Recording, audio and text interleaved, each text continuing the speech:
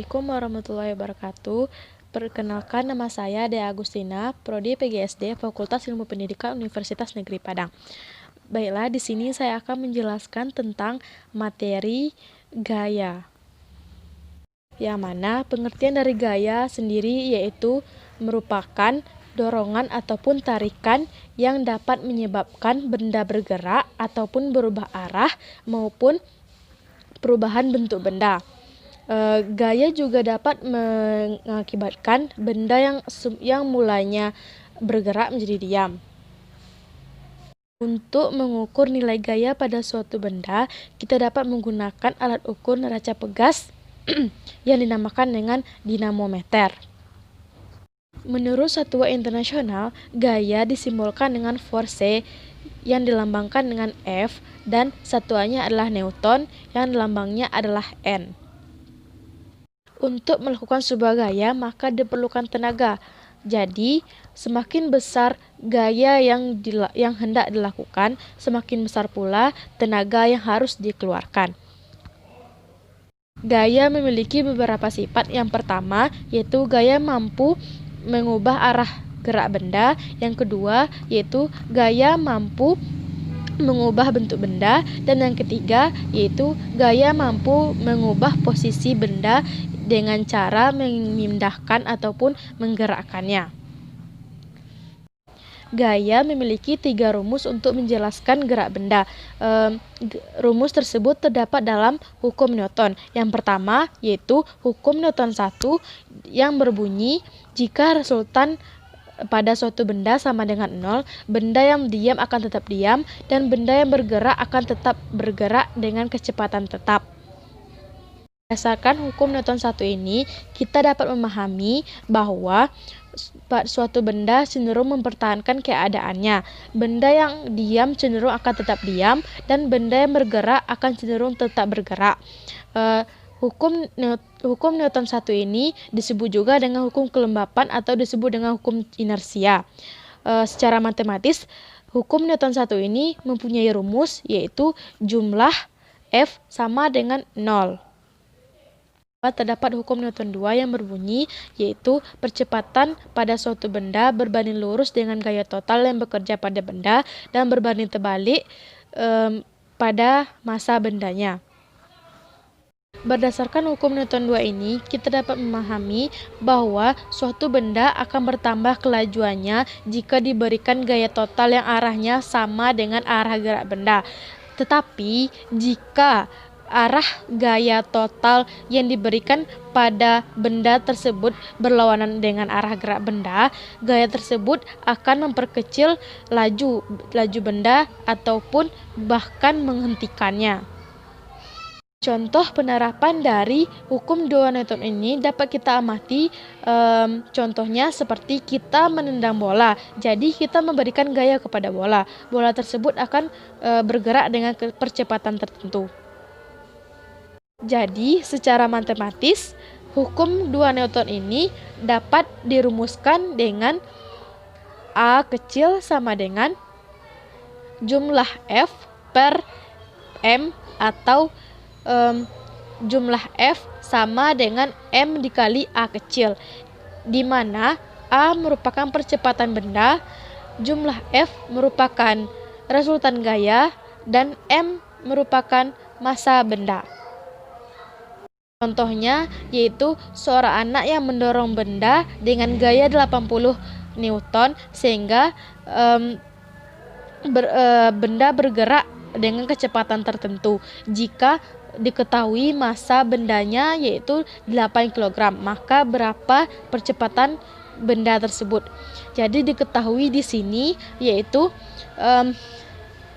jumlah F-nya sama dengan 80 Newton dan masanya sama dengan 8 kg.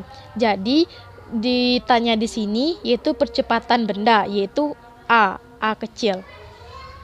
Di sini kita menggunakan rumus A kecil sama dengan jumlah F per M, yang mana jumlah F di sini sama dengan 80 Newton per 8 kg. Jadi hasilnya adalah 10 meter per sekon kuadrat. Terakhir yaitu hukum 3 Newton. Hukum 3 Newton ini berbunyi, jika suatu benda memberikan gaya pada benda kedua, maka benda kedua tersebut memberikan gaya yang sama besar tetapi berlawanan arah dengan terhadap benda pertama. Contoh penerapannya seperti di saat kita memukul meja, artinya kita memberikan gaya kepada meja, maka meja tersebut memberikan gaya kembali kepada tangan kita dengan besar yang sama dan berlawanan arah dengan arah gaya yang kita berikan. Jadi semakin besar kita memukul meja, semakin sakit pula tangan kita karena meja memberikan gaya kembali ke tangan kita. Maka secara matematis hukum Newton 3 dirumuskan dengan F1 sama dengan negatif F2, yang mana F1 ini merupakan gaya yang diberikan pada benda kedua, dan F2 yaitu gaya yang diberikan kembali pada benda satu. Selanjutnya, jenis-jenis gaya. Yang pertama, ada gaya gesekan. Gaya gesekan ini adalah gaya yang bekerja antara dua permukaan benda yang saling bersentuhan. Gaya gesekan ini dibedakan menjadi dua. Yang pertama yaitu gaya gesek statis dan gaya gesek kinetis. Gaya gesek statis ini merupakan gaya yang bekerja pada benda selama benda tersebut masih dalam keadaan diam. Kita kembali ke hukum Newton 1. Dikatakan selama benda tersebut masih dalam keadaan diam, maka resultan gaya yang bekerja pada benda tersebut sama dengan 0. Jadi matematis dapat dirumuskan dengan Fs sama dengan mu s dikali n, di mana Fs di sini adalah gesekan statis dan mu s merupakan koefisien gesekan statis. Yang kedua yaitu gaya gesek kinetis, yaitu gaya gesek yang bekerja pada benda yang dalam keadaan bergerak. Gaya gesek kinetis ini disebut juga dengan gaya disipatif, yang mana gaya dengan usaha yang dilakukan akan berubah menjadi kalor. Secara matematis dapat dirumuskan dengan Fk max sama dengan mu k n, yang mana Fk max di sini yaitu gaya gesek kinetis dan mu k merupakan koefisien gesekan kinetis. Yang kedua, ada gaya berat. Berat itu merupakan gaya percepatan gravitasi bumi yang bekerja pada suatu benda. Berat ini satuannya adalah Newton. Berat berbeda dengan massa. Hubungan berat dengan massa sudah dijelaskan dalam hukum Newton 2, yaitu gaya berat yang dialami pada suatu benda sama dengan perkalian antara massa dan percepatan gravitasi.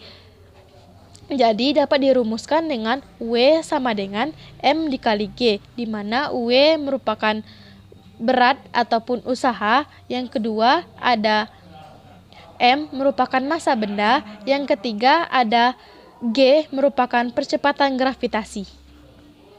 Yang ketiga ada gaya gravitasi. Gaya gravitasi adalah gaya tarik-menarik antara dua buah benda yang besarnya berbanding lurus dengan massa masing-masing benda dan berbanding terbalik dengan kuadrat jarak antara keduanya, yang dirumuskan dengan F12 sama dengan G besar M1 dikali M2 per R kuadrat, di mana F12 di sini adalah gaya gravitasi. Yang kedua yaitu ada G besar, yaitu konstanta gravitasi umum yang nilainya adalah 6,67 dikali 10 pangkat negatif 11. Yang kedua ada M1, M2, yaitu massa masing-masing benda. Yang ketiga ada R, yaitu jarak antara benda satu dan benda dua. Keempat ada gaya normal. Gaya normal adalah gaya yang bekerja pada bidang yang bersentuhan antara dua permukaan benda yang arahnya selalu tegak lurus dengan bidang sentuh. Jika bidang sentuh antara dua benda adalah horizontal, maka arah gaya normalnya adalah vertikal. Jika bidang sentuhnya vertikal, maka arah gaya normalnya adalah horizontal. Dan jika bidang sentuhnya miring, maka arah gaya normalnya juga miring. Yang kelima, ada gaya sentrimental. Gaya sentrimental ini adalah gaya yang terjadi pada benda yang bergerak melingkar. Arah percepatan sentrimental selalu menuju ke pusat lingkaran dan tegak lurus dengan vektor kecepatan. Matematis, rumus dari gaya sentrimental adalah Fs sama dengan mv kuadrat per r, atau Fs sama dengan m dikali omega w kuadrat dikali r. Baiklah, itulah penjelasan dari saya. Jika terdapat kesalahan, saya mohon maaf. Saya juga masih dalam proses pembelajaran dan saya ucapkan terima kasih. Wassalamualaikum warahmatullahi wabarakatuh.